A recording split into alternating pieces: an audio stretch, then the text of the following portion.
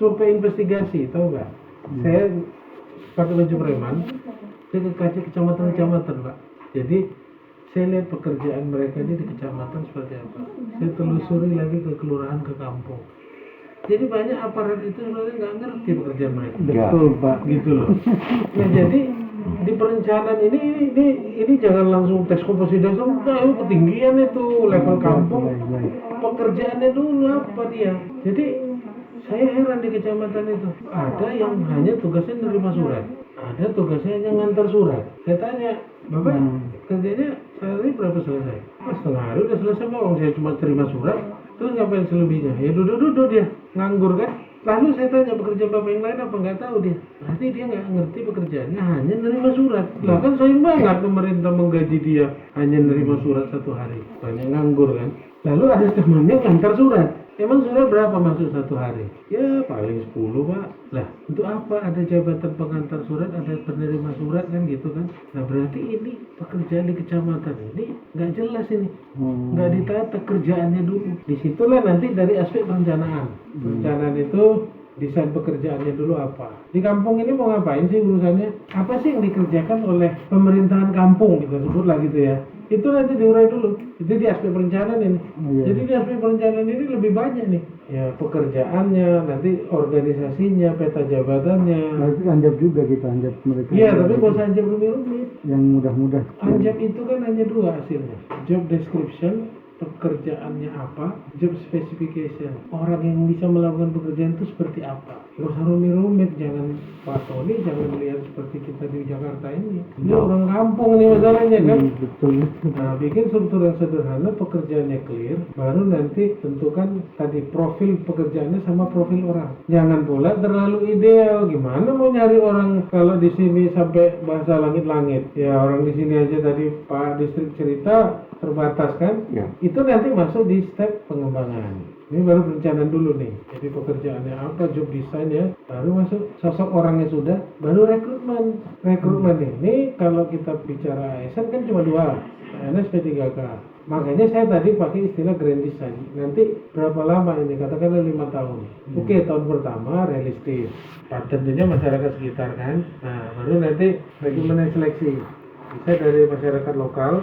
Dan masyarakat lokal ini harus diprediksi nanti mereka lah yang lebih banyak. Gak ada nih masyarakat lokal, nanti masuk track kedua. Oh kita impor alumni TPDN bersuratlah Pak Bupati, tolong dong kirim penempatan 2 tahun di sini, ya kan? Mereka kan nggak bisa nawar tuh kan, kalau udah diperintah ke sana, membantulah mereka mengakselerasi. Itu program yang kedua. Nah, program ketiga bisa dengan NGO, dengan LSM, ya kan banyak. Apalagi kalau Papua. Kita bisa NGO dalam negeri, bisa NGO luar negeri. Nah, ini kebetulan Prof. Eko Prasojo itu kan Wamenpan dulu ya, promotor saya. Beliau itu kan sekretaris eksekutifnya RB, kantornya di Wapres. Beliau kebetulan Wapres sekarang lagi menangani pembangunan Papua. Sekarang Bappenas lagi bangun blueprint. Saya WA beliau. Ini harus ada program, semua sumber daya kita kerahkan untuk ke sana. Punya grand design itu, jangan, ini kan kadang orang masuk dari sana, tapi nggak ada guidance. Kalau minta bantuan pasti banyak, Bapak. Kirim, pasti bantuan banyak datang. Tapi kan harus ditata nih bantuan-bantuan yang masuk nih. Bisa nggak ini Bapak bantu? Bapak ada pelatihan, bisa nggak ini? Bapak ada pengembangan kapabilitas, bisa nggak ini? Banyak, Pak. Itu rekrutmen seleksi kan, nanti strategi pemenuhan. Nah, baru masuk nanti pengembangan. Saya yang sederhana nih, jangan rumit-rumit, ini kampung nih soalnya, bukan pemerintahan.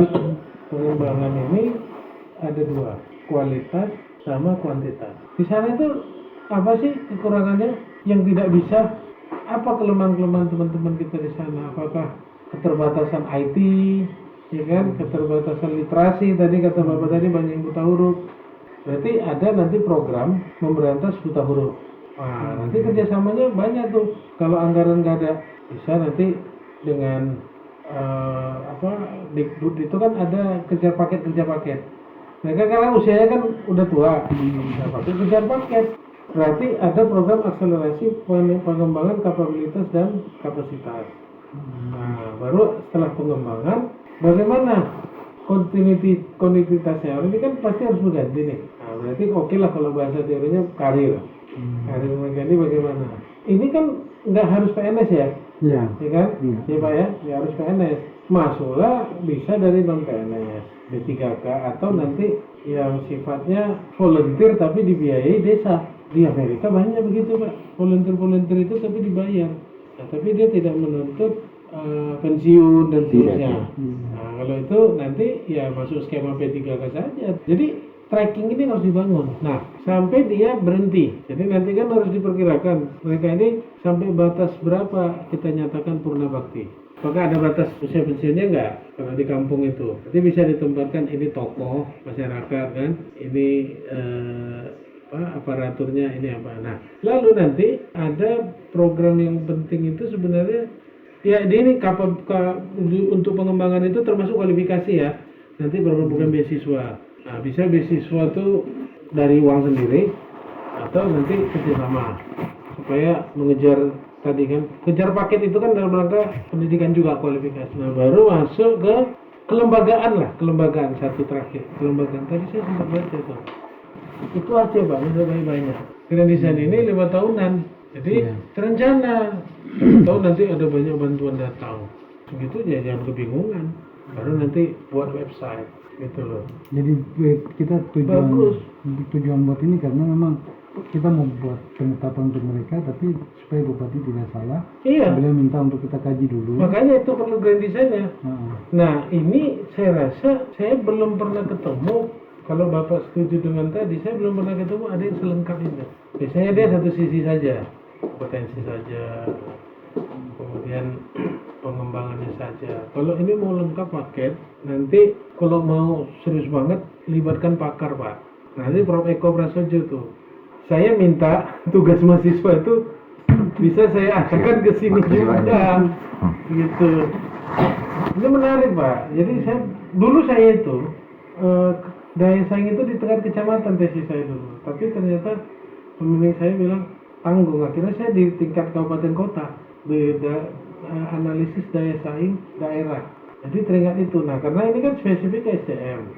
Sudah teman-teman jangan terlalu complicated. Udah 5-6 aspek tadi aja lah. Terakhir dibungkus dengan IT. Jadi izin Pak, setelah saya sendiri waktu saya kan orang dari perindustrian dan perdagangan, tapi dipercayakan sebagai kepala distrik di Suadiwe. Iya. Saya lihat selama 3 tahun kok terjadi ketergantungan.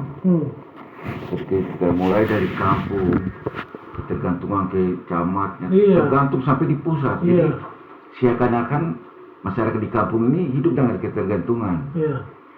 Nah setelah saya konsultasi dengan Tony, ini terjadi ketergantungan ini, kok kenapa pembiaran terus? Kenapa kita tidak rubah? Jokowi dalam nawacita bila membangun dari pinggiran. Nomor satunya pemerintah tidak absen, pemerintah hadir. Tapi kok begini terus? Mari Pak Tony coba lihat ini, kita desain untuk merubah ketergantungan ini. Jadi nanti pada akhirnya akhir dari tulisan kami, masyarakat kampung sendiri harus hidup mandiri. Tidak boleh tergantung ke pemerintah. Tapi dia berdayakan potensi lingkungannya untuk bisa membangun dirinya. Tapi gini Pak, maaf saya potong. Kita ini kan nggak stand alone. Kita ini bukan di dunia hampa. Kita ini terhubung. Nah, oke lah atas daya sendiri ya. Maksudnya terjemahan dari atas upaya sendiri itu tidak bergantung pada pemerintah. Tapi bukan berarti kita nggak boleh kerjasama dengan NGO, dengan lembaga-lembaga. Jangan kita berdayakan sendiri, kita terbatas. Ini yang sebenarnya ada daerah-daerah seperti itu kan. Waktu saya penelitian itu, seolah-olah semua diusahakan sendiri di situ, bertanam sendiri. Ya nggak bisa, kita ini kan harus membangun kolaborasi. Nah, yang dimaksud saya itu untuk menambah masyarakat itu dia lebih kreatif. Betul, itu setuju. Kreatif itu bukan berarti kita tidak berhubungan dengan orang lain. Tidak. Kecuali saya setuju, misalnya Bapak bilang tadi kan, pemerintah ini kok lebih lama datang, bantuan datang, anggaran lama. Nah, itu dulu di tesis saya itu kemandirian itu adalah pemerintah di tingkat kecamatan sampai ke bawah itu dia tidak lagi ada banyak ketergantungan. Ketergantungan ini gini, jika A maka B itu ketergantungan kan. Ini enggak, ada A malah lebih kuat, ya kan? Jika A maka B itu kalau nggak ada A B nggak jadi. Tapi kalau jika A B semakin kuat, beda kan? Nah beda dong. Beda. Kalau ada A B semakin kuat, B kalah kampung lah ya. Kalau ada E K-nya makin kuat. Jadi kalau ada faktor eksternal K-nya makin kuat. Nggak ada faktor eksternal, dia tetap mandiri. Nah kemandirian ini apalagi bicara SDM, cara SDM itu kan butuh intervensi dari faktor luar, Pak. Saya kan nggak tahu nih peta SDM yang ada nih di kampung itu misalnya. Katakanlah, makanya kita siapa tuh yang sekarang staf khususnya presiden itu yang dari Papua? mobil Dia kan saya bilang, dia tuh bagus program dia masuk ke kampung atau masuk, cuma dia kan terbatas ya, karena nggak ada orang di situ. Tapi kalau ada misalnya di kampung tempat Pak distrik misalnya, ada orang di situ yang bisa diandalkan, dia lah yang nanti lebih banyak mengembangkan. Nah masalahnya kan nggak ada orang nih, sehingga kita butuh injeksi kan dari luar. Kalau ada orang di situ nggak takut dia Pak. Harusnya ada nanti program begitu teman-teman yang di orang biak. Nah kalau mau pemerintah dia keluarkan uang, sekolahinlah orang-orang kampung itu berapa orang, tapi bikin perjanjian. Anda harus kembali, bangunlah kampungmu. Berarti investasi 5 tahun untuk S1. Kalau mau panjang lagi S2, S3. Itu tadi kalau bicara grand design berarti itu masuk dalam jangka menengah. Di setiap fase itu ada pemetaan. Kita mau mencapai di tahun pertama apa? Peta masalahnya apa di tahun pertama? Lalu kan ilmunya begini Pak. Where are we now? Where we want to go? How to get there? Kan itu ilmunya. Udah itu aja. Nah kalau kita nggak tahu mau kemana, kendaraan apapun bisa kita pakai, jalan manapun bisa kita pakai, karena kita nggak tahu kemana. Jadi kita mau seperti apa nih kondisi sekarang? Berarti kan pemetaan nih, ada nggak di sana tuh yang SDM yang kualifikasi tinggi ya kan? Nggak ada nih. Terus kita mau ngapain sih di kampung ini? Mau menciptakan kampungnya seperti apa? Itulah where we want to go. How to get there? Nah itulah tadi grand design-nya. Bagaimana kita mau ke sana? Nah berarti kita kekurangan SDM ini. Jadi program rekrutmen, ya kan? Program pengembangan kapabilitas, berbanyakin pelatihan. Nah, jadi 3 formula itu aja kalau mau membedah ini Pak. Kalau bahasa ininya kondisi existing, kondisi yang diharapkan, bagaimana kita menuju yang diharapkan. Sosok kampung yang seperti apa yang kita inginkan.